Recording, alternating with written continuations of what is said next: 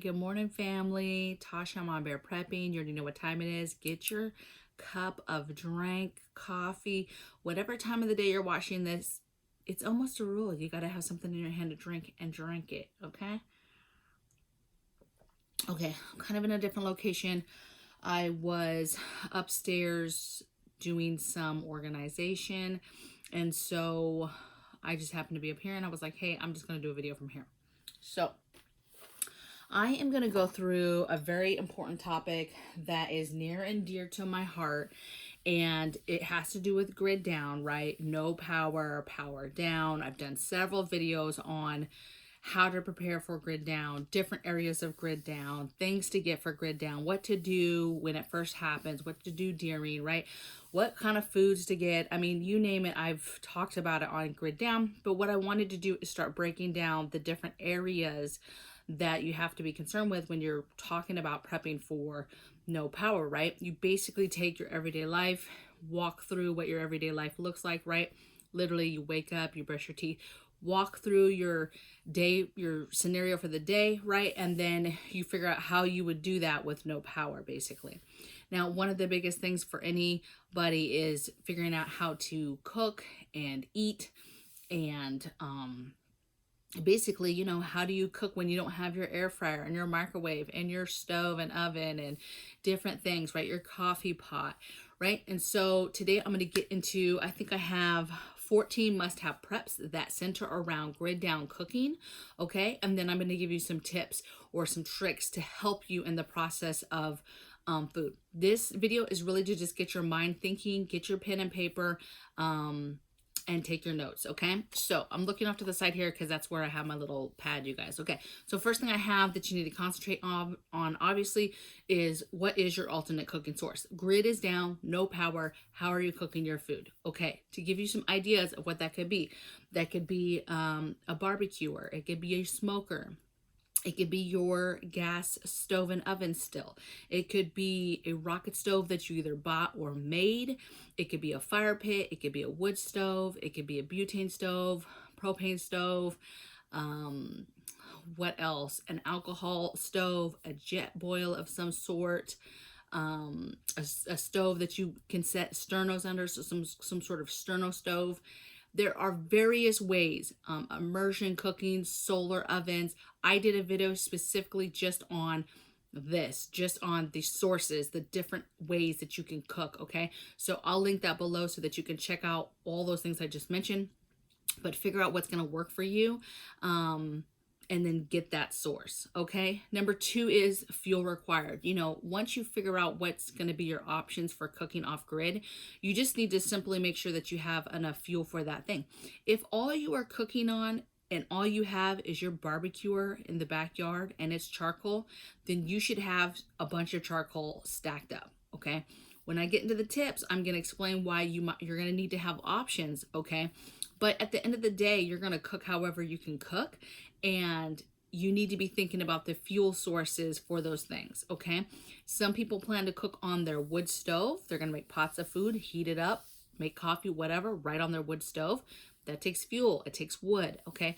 So make sure that you're stacking up whatever it is. If you have a butane stove, you should have lots of butane, okay? Have options, but have your fuels and have them stacked up, okay?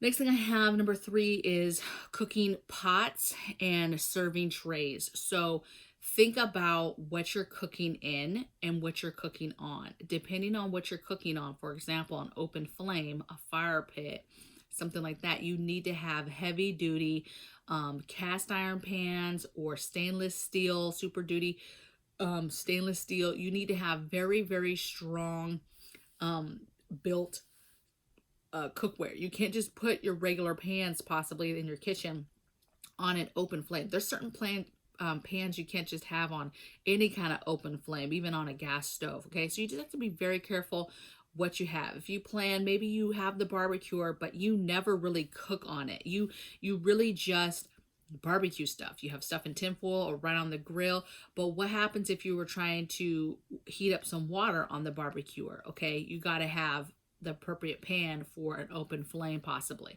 okay? Especially fire pit. Even on a wood stove, you need to have a nice cast iron, okay? So get your cast iron, and think about pans and what you would serve in. Possibly you don't need serving pans, because you could just serve out of a pot right into whatever somebody's eating out of. But you just never know. You never know how many people you're feeding. You never know if you're trying to share food with neighbors and you need a way to transport food. So just be mindful of having grid down disposable trays and the appropriate cookware, pots and pans to cook in, okay? A lot of like camp stoves and stuff like that, you can use your basic camp cookware sets. They have sets that are a little bit built a little bit different for those. So your propane camp stoves, things like that, you can use your camping cookware, okay? But just think, you need to be thinking something more sturdy in case you're, you run out of propane, for example, and you have to switch to, an open flame fire pit, okay? All right, so number 4, I have paper products. So be thinking about, you're not trying to do dishes, you're trying to minimize, the actual dishes you're using, right, to just what you're having to cook in. So you need to have your paper plates, your paper bowls, cups, all your silverware, right, your knives, forks, spoons. Have all that stuff in a paper product, napkins, paper towels, things like that, so that you're ready to go to be able to serve somebody food, and then that can just be thrown away or burned or whatever, okay? All right, number 5 I have is fire pit grill and or a hook setup. So again, be thinking, especially, and I would have this as a backup anyway, but open flame, even a rocket stove, having some sort of grill, okay? If you made a homemade rocket stove, you may still need some sort of grill, okay? Maybe not a big one, but some sort of grill to put your pan on, or to be able to give you options as far as being able to actually grill on the rocket stove vice putting a pan of something, okay? But this goes really for fire pits, right? Those triangle holder things that have the hook that hangs down so that you can hang your cast iron pot and cook something well above the fire, not in the fire, to slow cook something, okay? Some stuff is going to burn if you put it right in a pot and right on the fire, okay? Having just the foldable grill that just sets over the fire pit so that you're not setting a pan directly on the wood. There's some sort of grating, there's some sort of grill that you can, at least to keep the pot even, okay? And easier to grab possibly if you have some sort of fire pit grill to put over it, okay? Super important. You want to be thinking about the things that are going to make your life easier and not harder, okay? Number 6 I have, let me just make sure because I have a ton of notes. Okay, number 6 I have, so here's a lot of different little things that I think are that are must-haves for grid down. So number 6, I put oil. You're going to obviously need cooking oils. Yeah, you can use butters and stuff, but if you just have oils, you're going to be good to go, okay? 7, tin foil is a must-have. It's a must-have for grilling stuff. It's a must-have for covering stuff, even serving stuff, but tin foil, you've got to have tin foil. That was number 7. Number 8, I have seasonings, so have your seasonings. Number 9, I have parchment paper. This is really important when you're cooking inside of, let's say, a Dutch oven, or you're trying to make bread, or trying to make something that you really don't want, that's a little bit more sensitive and you don't want it sticking. It also makes it easier for cooking stuff, for cleaning the pan afterwards. If you're cooking, let's say, within tin foil or within parchment paper within the pan, we'll cut down on some of the things that you cook, as well as far as cleanup is involved too, because you could just take that out, okay? That was number 9. Number 10 is grains and canned goods. So I'm not going really deep into food this video, but be thinking about grains, your rice, your beans, your main piece, right? And then what are you basically adding to that? What meat and what veggies are you adding to that to make one pot meals? Very easy. If you think in the process of grains and canned foods or food you canned, right? Easy, already cooked stuff that's easy to open. That's really, you're just reheating. That's the idea that you want to be thinking about when it comes to grid down. You're not trying to make any complex meals. You're trying to make some rice and heat up some roast beef and gravy out of the can and pour it over that rice and eat it, right? Or a can of stew, just reheating it, okay? Just, that's what you need to be thinking about, okay?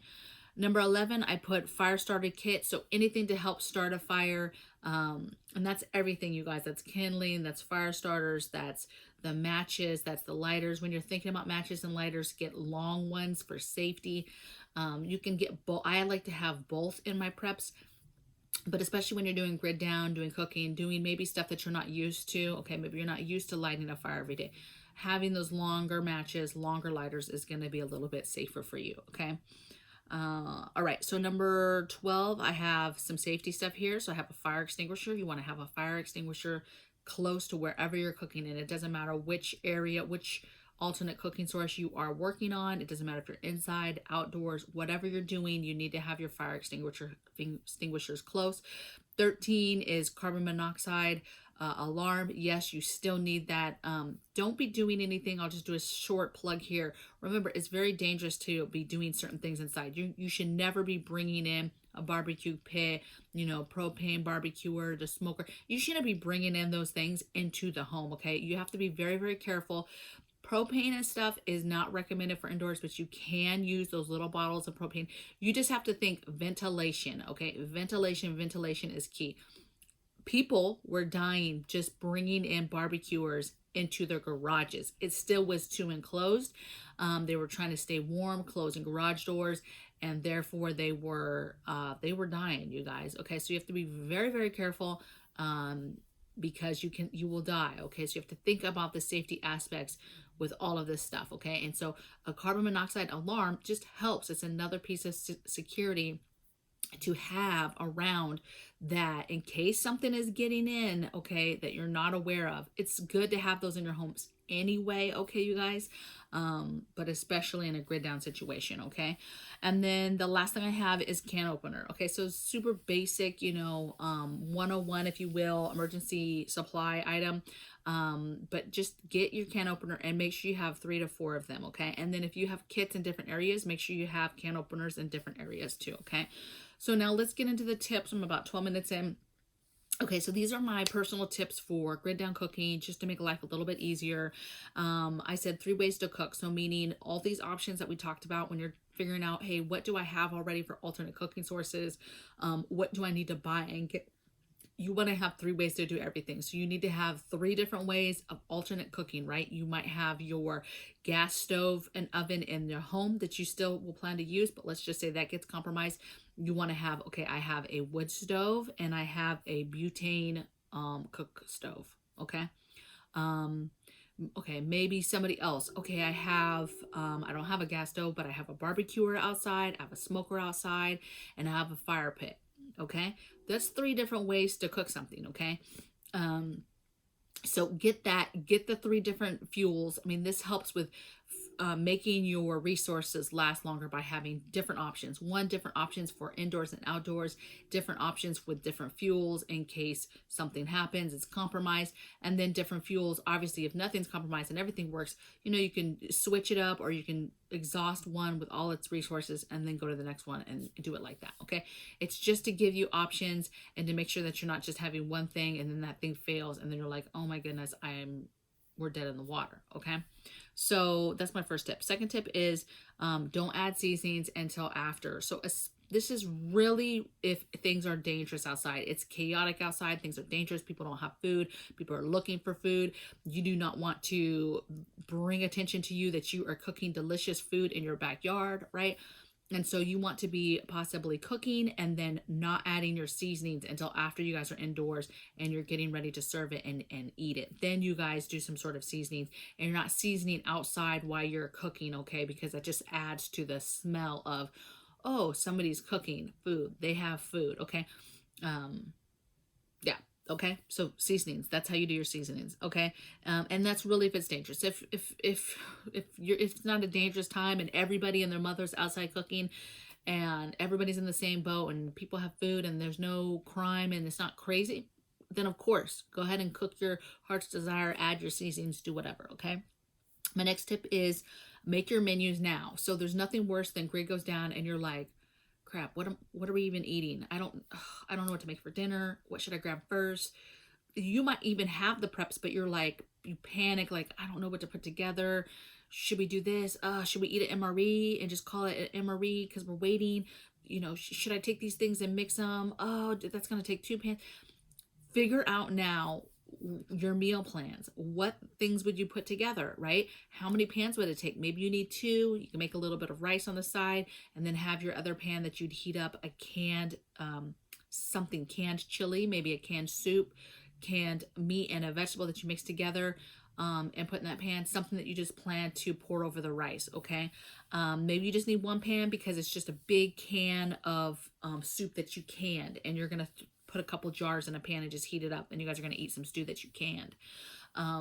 But think about the menu plan, because even the best of us, even the people that are prepared, something happens and you need to have your mind at other places and not worrying about, I don't know what I'm gonna put together for a meal. It's just super stressful, and it doesn't need to be. It's super easy. So put your meals together, right? Figure out, okay, even 5 days of just, okay, I'd take these 2 cans and I'd pour it over some pasta. I'd take this and this and do this. Hey, maybe the first 3 days we're just gonna eat, heat and serve. We're just gonna do canned stuff that's ready to eat, that we're literally just getting it a little bit warm, and that's it. It doesn't take water. It doesn't take anything extra. It's just, hey, the first day for this meal, I'm gonna open up 3 cans of chili, and we're gonna put it in there, heat it up, and that's all we're gonna do, okay? So you can stretch it out. You don't have to do fancy stuff, okay? So make your menu plans now. That's my tip. Another tip is don't throw away the grease, the tinfoil, parchment paper. If at all possible, you're rewashing your tinfoil, you're rewashing your parchment paper. That's what our people used to do, you guys, back in the day when things were rough. Great Depression days, right? They rewashed that tinfoil if you can. If it's just got gunk on it and it's not worth washing it, obviously throw it away. But anything you can reuse, you're reusing, and you're saving any kind of good grease. You're not just throwing it out if it's a good grease, okay? And you can reuse it. Common sense, obviously, if you use some oil and you fried a bunch of fish in it, okay, you can say, like, I'm probably not saving fish oil like that. But let's just say you guys are eating fish every day. Okay, yes, you could save that fish oil and just keep doing it, but not really my thing. But if I'm out there making bacon or something, I'm saving that grease and I'm cooking in that, okay? Use your resources to your benefit and don't be wasting stuff, okay? Next tip I have is cook with broth, or replace water with broth when you're cooking if you can. Now, I know some things you can't do that, but when you're making like rice, or even beans, or you're just even like taking dehydrated stuff and hydrating, I mean, use broth basically anytime you can. Prep broth, keep broth, and I try to use broth where I can to save on my water, okay? And that goes for any other kind of liquids. If you're fancy with your cooking and you're like, oh, I'm gonna cook it with this or whatever. If you're fancy like that and you can do it, just think about different juices in different ways to replace your water in regards to cooking, okay? And then my last tip, I think my last one is prepare for no fire cooking and resource run out. Okay, so 2 things. One, you have all these resources, right? You have these ways to cook. I have a charcoal barbecuer. I have a butane stove. But what happens when the butane runs out, or what happens when the propane runs out and you can't get that stuff anymore? You know, what's the plan? How you need to be able to shift if, hey, the plan was never to cook over fire. It was always to have butane, this. It's a long-term situation. All of a sudden, you're out of fuels. What do? You need to be mindful in your head of, okay, how do I build a rocket stove? How do I build a fire pit? How do I start cooking on an open flame if all of a sudden I find myself running out of resources and I have to cook like that, okay? Without the propane, without the, different things, okay, the different fuels. On the flip side of that, you need to think of, what do you do if you have to cook with no fire? Meaning, okay, this would be a situation where it's chaotic outside, it's dangerous outside. Again, you're not trying to bring attention to yourself. You're not trying to let people know that you are cooking. Smoke and stuff lets people know you have resources, you have wood, you have whatever, and which means possibly you have something, or you have you're making something, you're making food, or you're heating up something. Okay, so you need to be careful because a fire brings attention to you. Okay, so if we're ever in a situation where it's dangerous to light fires because it will bring attention to us, you need to be thinking about truly how do you still cook food. Yes, if you have canned foods and different things like that, you eat right out of the can cold. Okay, and that's what we would do. But there's other ways to cook stuff quietly without a fire or without fuels if you don't have fuels anymore. Okay, so think of things like, your solar ovens, right? Your sun ovens. Think of those things that quietly, people cooking stuff underground, okay, in tinfoil, slowly cooking stuff under the ground with charcoal and a hole and burying it and slow cooking something. Think about immersion heating in general. Okay, putting food in simply inside something with a little bit of water in a trash bag and putting it on the sun and letting something cook. Okay, or heat up at least to a point where it's not, super cold, eating it out of the can. Okay, think about what you would do for those two things. One, the day you run out of resources, and two, any kind of situation where you're not able to just light a fire because it's too dangerous to do so. And so then it's like, okay, how are you cooking? So I hope that these must-have preps and tips helped you. I'd love to hear in the comments below. I like getting ideas from you guys too. So I'm excited to hear your comments below. Things that you think are must-haves.